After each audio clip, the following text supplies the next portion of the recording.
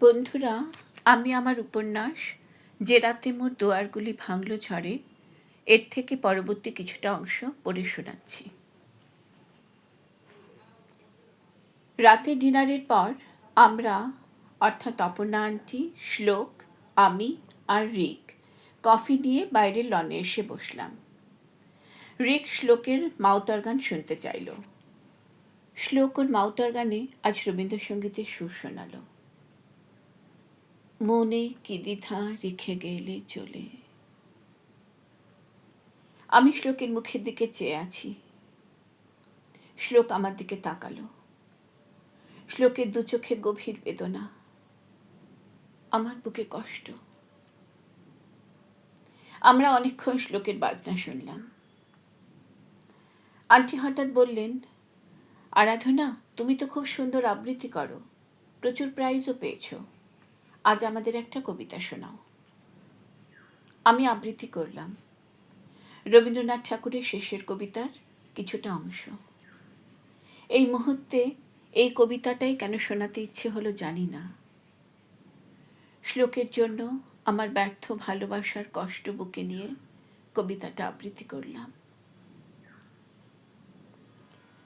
কোনোদিন কর্মহীন পূর্ণ অবকাশে, বসন্ত বাতাসে, অতীতের তীর হতে যে রাত্রে বহিবে দীর্ঘশ্বাস, ঝরা বকুলের কান্না ব্যথিবে আকাশ, সেই ক্ষণে খুঁজে দেখো কিছু মোর পিছে রহিল, সে তোমার প্রাণের প্রান্তে বিস্তৃত প্রদেশে।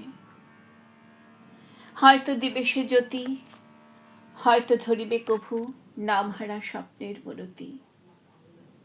তবু সে তো স্বপ্ন নয়, সবচেয়ে সত্য মোর সেই মৃত্যুঞ্জয়, সে আমার প্রেম। তারে আমি রাখিয়া এলেম অপরিবর্তন অর্ঘ্য তোমার উদ্দেশ্যে। পরিবর্তনের স্রোতে আমি যাই ভেসে, কালের যাত্রায় হে বন্ধু বিদায়।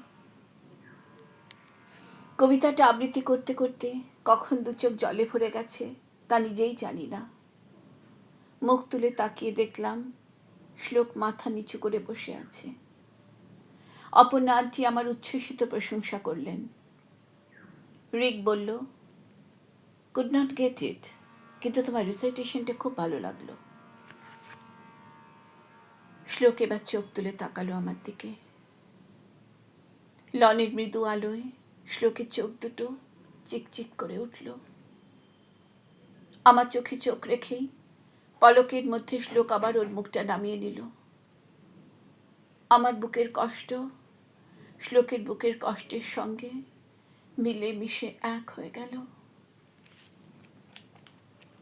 বাথরুম থেকে বেরিয়ে দেখি রিক আমার ফোনটা চেক করছে।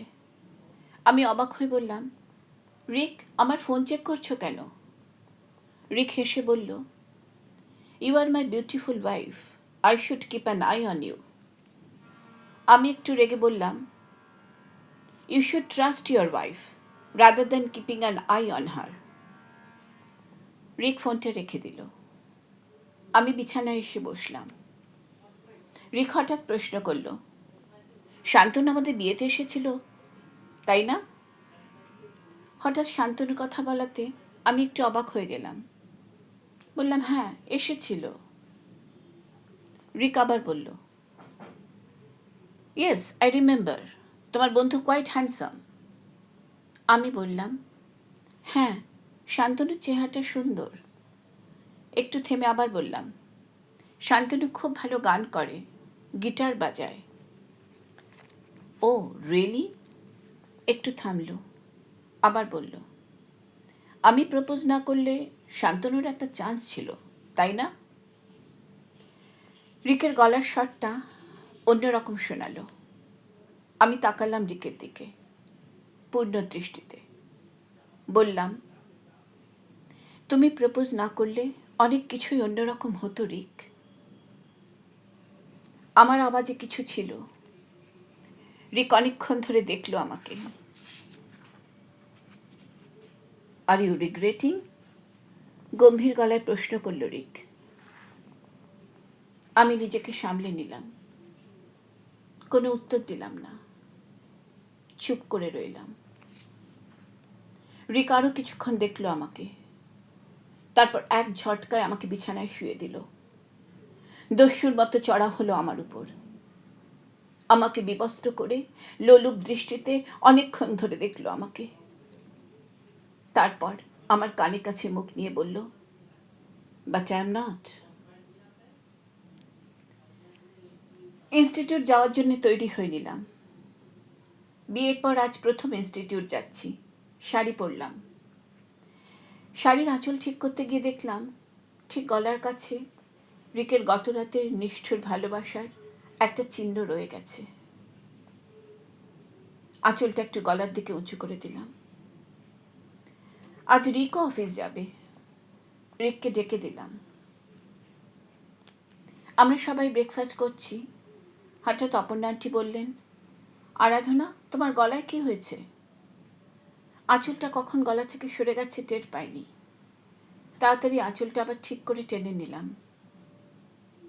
কোনো উত্তর না দিয়ে মুখটা নিচু করে খাওয়ায় মন দিলাম। আন্টি হয়তো কিছু বুঝতে পারলেন, আমায় আর কিছু জিজ্ঞেস করলেন না।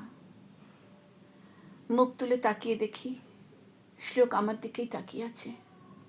চোখাচোখি হলো। শ্লোকের দু চোখে নীরব যন্ত্রণা।